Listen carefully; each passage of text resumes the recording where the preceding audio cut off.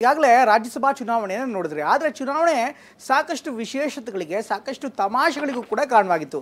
ಹಾಗಾದರೆ ಈ ಒಂದು ಚುನಾವಣೆ ಸಂದರ್ಭದಲ್ಲಿ ಏನೆಲ್ಲ ಆಯಿತು? ಕಳೆದ ಬಾರಿಯ ಚುನಾವಣೆಯಲ್ಲಿ ಸಾಕಷ್ಟು ಗೊಂದಲ, ಗಲಾಟೆ, ಅಬ್ಬರ ಇದೆಲ್ಲವೂ ಕೂಡ ಇತ್ತು. ಇವತ್ತಿನ ಚುನಾವಣೆಯಲ್ಲೂ ಕೂಡ ಸಾಕಷ್ಟು ತಮಾಷೆ ಘಟನೆಗಳು ನಡೆದವು. ಅದೆಲ್ಲವನ್ನು ಕೂಡ ನೋಡೋಣ ಬನ್ನಿ.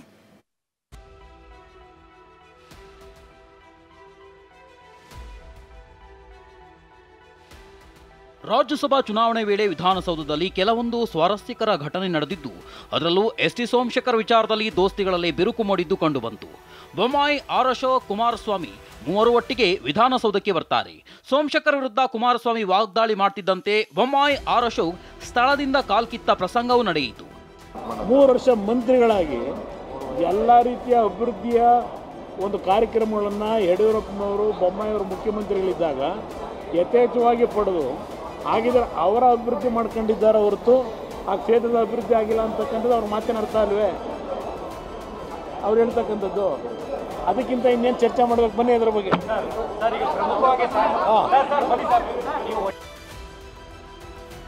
ಇನ್ನು ಬಿಜೆಪಿ ಕಚೇರಿಗೆ ಮಾಜಿ ಸಚಿವ ರೇವಣ್ಣ ಆಗಮಿಸಿದ್ರು. ವಾಪಸ್ ಹೋಗೋ ವೇಳೆ ಕಾಂಗ್ರೆಸ್ ಸಚಿವರು ಎದುರಾದ್ರು. ರೇವಣ್ಣ ಬಂದ್ರು ಅಂದ್ರೆ ನಮಗೆ ಶುಭ ಸೂಚನೆ ಅಂತ ಆರ್.ವಿ. ದೇಶಪಾಂಡೆ ಲೇವಡಿ ಮಾಡಿದ್ರು. ಸಚಿವರ ಮಾತಿಗೆ ನಕ್ಕು ಎಚ್.ಡಿ. ರೇವಣ್ಣ ಕೈ ಮುಗಿದ್ರು. ರೇವಣ್ಣ ಬಂದ್ರೆ ನಮ್ಮ ಶುಭ ಲಕ್ಷಣ. ರೇವಣ್ಣ ನಮ್ಮ ಪರವಾಗಿರ್ತಾರೆ.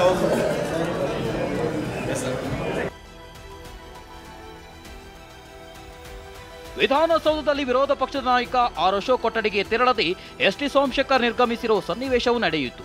ಅಶೋಕ್ ಕೊಠಡಿಗೆ ತೆರಳದೆ ಮತದಾನ ಮಾಡಿ ನಿರ್ಗಮಿಸಿದ್ರು.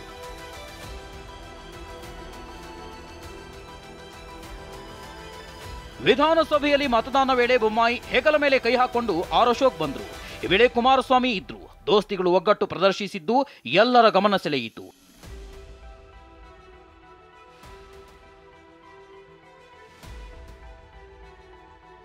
ವಿಧಾನಸಭೆಯ ಚುನಾವಣೆಯಲ್ಲಿ ಸೋಲು ಗೆಲುವಿನ ಲೆಕ್ಕಾಚಾರದ ಮಧ್ಯೆಯೇ ಕೆಲವೊಂದಿಷ್ಟು ಸ್ವಾರಸ್ಯಕರ ಘಟನೆಗಳು ನಡೆದಿವೆ.